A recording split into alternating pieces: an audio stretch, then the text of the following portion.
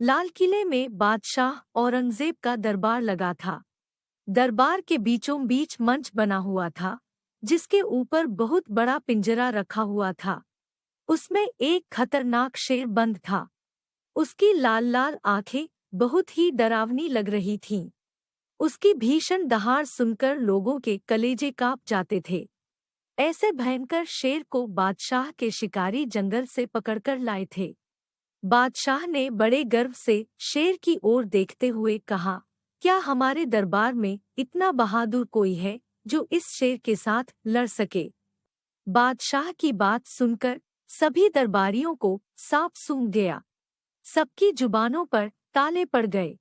अचानक महाराजा जसवंत सिंह खड़े हुए और बोले, जहांपनाह, मेरा सिंह इस शेर को क्षण भर में ढेर कर देगा। क्या तुम्हारे पास इससे भी भयंकर शेर है? बादशाह ने पूछा। महाराजा जसवंत सिंह ने गर्व से कहा, हाँ जहांपनाह। जसवंत सिंह की बात सुनकर औरंगजेब को हैरानी हुई और कहा, हम तुम्हारे सिंह की ताकत जरूर देखेंगे, लेकिन याद रखना, अगर तुम्हारा सिंह इस जंगली शेर से पिछड़ गया तो हम तुम्हारा सर कलम करवा देंगे। शर्त मंजूर है? औरंगजेब ने चुनौती दे डाली। जसवंत सिंह बोले, मंजूर है जहांपनाह। अगले दिन दो शेरों का मुकाबला देखने के लिए सभी दर्शक बहुत उतावले हो रहे थे। लाल किले के अंदर काफी भीड़ थी। बादशाह औरंगजेब अपने सिंहासन पर आकर बैठ गया। तभी महाराजा जसवंत सिंह बेहद शान से दरबार में आए, परंतु सभी लोग यह देखकर आश्चर्यचकित थे कि महाराजा के आदमी पिंजरा लेकर तो आए नहीं। फिर सिंह कहा था, महाराजा के साथ तो केवल उनका किशोर पुत्र था, जो देखने में बहुत ही पराक्रमी लग रहा था। औरंगजेब ने पूछा, तुम्हारा सिंह कहाँ है? जसवंत ने कहा, मेरा सिंह तो मेरे साथ है जहांपनाह। आप अपने शेर को मुकाबले के लिए लाइए। सिपाहियों ने बादशाह का आदेश पाकर जंगली शेर को एक बड़े से अहाते में छोड़ दिया। जसवंत सिंह ने मुस्कुराते हुए अपने पुत्र की ओर देखा। पुत्र ने पिता के चरण स्पर्श किए और पिता से आशीर्वाद लेकर अहाते में घुस गया। सभी दर्शक दिल थामकर मुकाबला देखने लगे। एक ओर भयंकर एवं खतरनाक जंगली शेर था, तो दूसरी ओर पराक्रमी किशोर। सभी लोग यह सोच रहे थे कि महाराजा जसवंत सिंह ने बेकार में ही अपने पुत्र के प्राण को जोखिम में डाल दिया है, परंतु न तो जसवंत सिंह के चेहरे पर चिंता की कोई लकीर थी और न ही उनका पुत्र ही भयभीत दिख रहा था।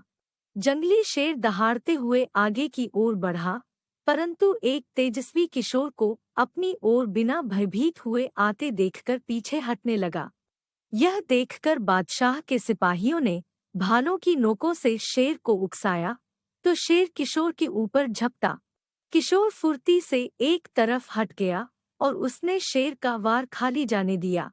अब किशोर ने बिजली की सी फुर्ती से म्यान से तलवार निकाल लिया।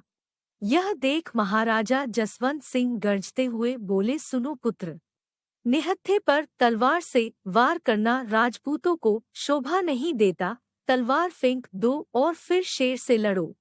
किशोर ने तुरंत तलवार को दूर फेंक दिया और निहत्था ही शेर से मुकाबला करने को तैयार हो गया। शेर जोर से दहाड़ा और अपना विशाल मुंह फाड़ते हुए किशोर पर झपट पड़ा। यह देखकर किशोर के चेहरे पर अधिक दृढ़ता आ गई। किशोर ने फुर्ती से शेर के दोनों जबड़ों को अपने दोनों हाथों से कसकर पकड़ लिया। शेर तिलमिला उठा। किशोर की पकड़ से छूटने के लिए उसने पूरी ताकत लगा दी, पर अपने आप को छुड़ा नहीं पाया। आखिर यह पकड़ एक फौलादी राजपूत किशोर की थी। किशोर के हाथों की पकड़ मजबूत होती चली गई। खूंखार शेर बेबस होकर गरजता रहा। उस तेजस्वी किशोर ने तुरंत ही शेर के जबड़े को फाड़ दिया। शेर ने वहीं तड़प तड़प कर दम तोड़ दिया। सभी लोगों ने किशोर की अद्भुत वीरता की प्रशंसा की। महाराजा जसवंत सिंह ने खून से लथपथ पुत्र को प्रेमपूर्वक गले लगा लिया। एक निहत्थे सिंह ने एक जंगली शेर को मौत के घाट उतार दिया था।